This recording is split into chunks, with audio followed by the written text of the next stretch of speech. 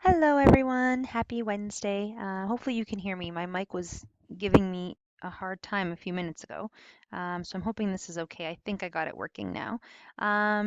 Good morning and welcome to our live lesson. And unbelievably, the drawing an end to our Catcher in the Rye novel. This 6 weeks has been going by pretty quickly, pretty busy. And can't believe we're officially done today. So I don't think this lesson is going to be too long because we did in fact give you yesterday and today to wrap up Catcher in the Rye, as well as complete your viewing notes for your ISU and submit those as well. And for those that have not completed them, you still have some time. And keeping in mind, if you have not yet chosen a documentary for your ISU, please, please, please, I implore you, we don't want you to fall too far behind with that ISU, and then it kind of feel really overwhelming at the end. So if you haven't chosen your documentary yet, please make sure you do so within our discussion board under content ISU section. I'm sure we've all seen it at least by now. At least I hope you have. And make sure you are in fact choosing that documentary ASAP. So on that note, we are going to get started.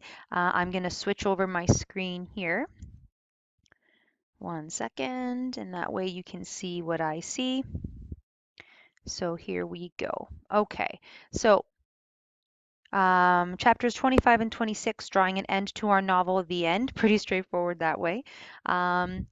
So basically, in our final two chapters of this novel, we kind of sort of come to the head of Holden's mental state, and we really see that start to unravel in regards to his own sort of depression and sort of the things that he's battling. We sort of see everything kind of heightened in this chapter. We question, of course, what he experiences with Mr. Antolini's actions. He starts to question himself in regards to, maybe I misinterpreted that. What was that? That type of thing. Someone he really did, in fact, come to respect. He's now questioning. We see his paranoia coming to heightened as well. His panic attacks, the concept of feeling himself disappearing, that alienation, that the theme topic of alienation once again coming through.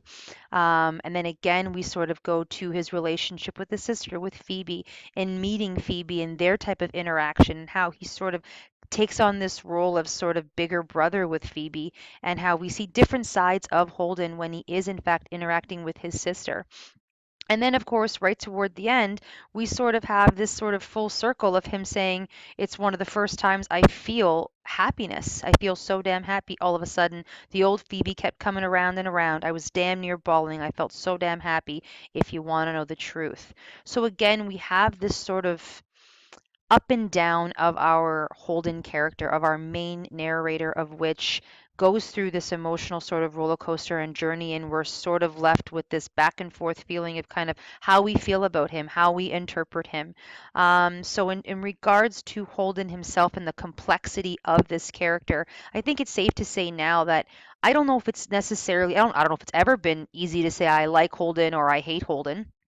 I think when you're really starting to really dissect and analyze this character, there's so much layers to him and so much complexity that I'm hoping it's not so easy to answer anymore.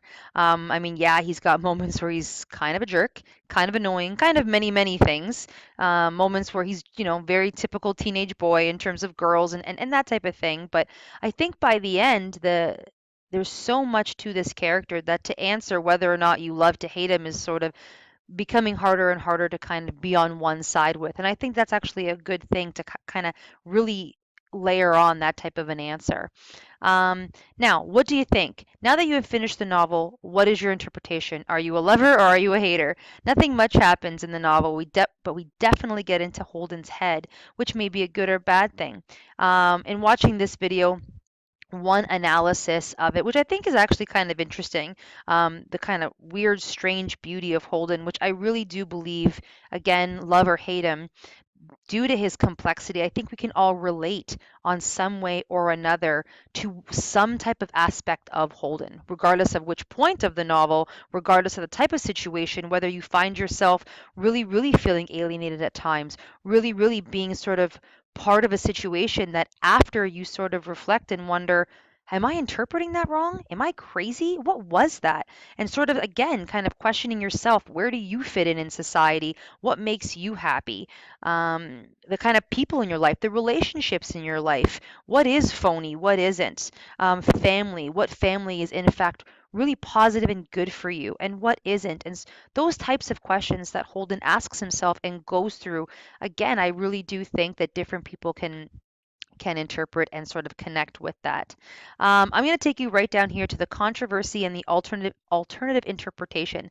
So, as you know, Catcher in the Rye was in fact a banned novel. They were not allowed to teach it. You were not allowed to read it. I mean, going back, of course, as far as 1951, it was deemed inappropriate due to its themes, due to its language, and this concept of teenage angst and sort of the mental states of Holden that we're exploring now were in fact regarded as something not to be discussed or worked through in schools at that time. It was seen as just a bad influence.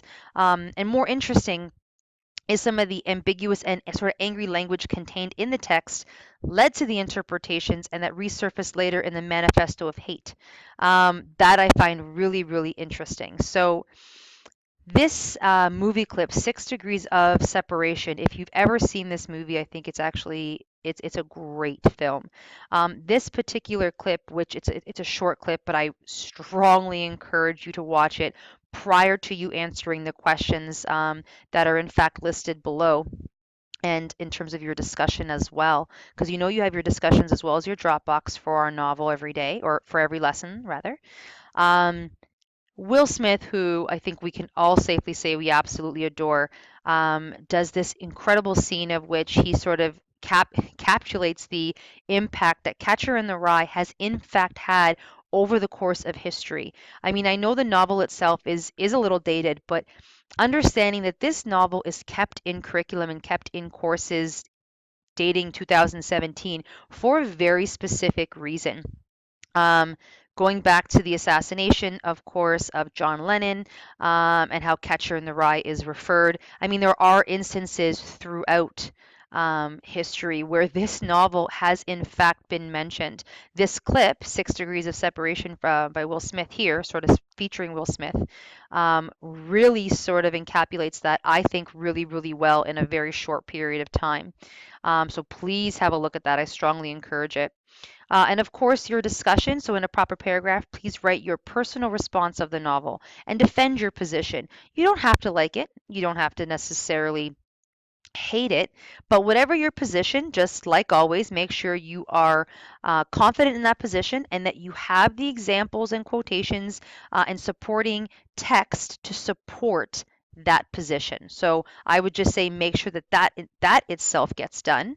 And then of course your Dropbox submission, so our ongoing journal that you are to submit. And of course, question 5, as always, that concept of the untrustworthy narrator, especially at the end, where we see the many sides of Holden. Again, the mental state that goes up and down, and then how he sort of ends his story.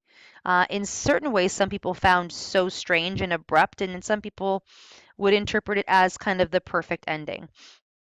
So again, very interested to hear your thoughts on it. I am going to switch over here. Make sure you guys can see me. There we go. So I think that's it really. I don't want to take up too much of your time today because I know you got some work to do in finishing this up. Please don't forget about your cheap seats. Never forget about those. They're super important. Due this Friday, of course, week 4 for CRISPR, which I think you guys will really, really enjoy. Please have a read and or look through of our agenda items. We've posted sort of some administrative stuff of what's going on with our students that have been taken from Dawn's group and sort of worked into Tully and myself. We're just about caught up with marking, just about. We're almost there. We're working through. I'm feeling confident to say that by the end of the day, we should be at a good point. Again, if you require more feedback than what we've given just due to time for assignments that have already been submitted, please contact us directly and we'll do our best going forward. We will, of course, continue to provide as much feedback as we usually do, and as we always do. Just trying to get caught up and sort of bring everybody up to date at the point we are should be at now. And like I said, I think we're just about there. So any questions, any concerns, you know how to get a hold of us: email, phone, live chats, which today I'm a little lonely, but that's all right. You guys can always catch it on the replay as many times as you would like. So have yourselves a great day, guys. Keep working. Can't believe we're almost there, almost done. Let us know if you need any help. Bye, guys.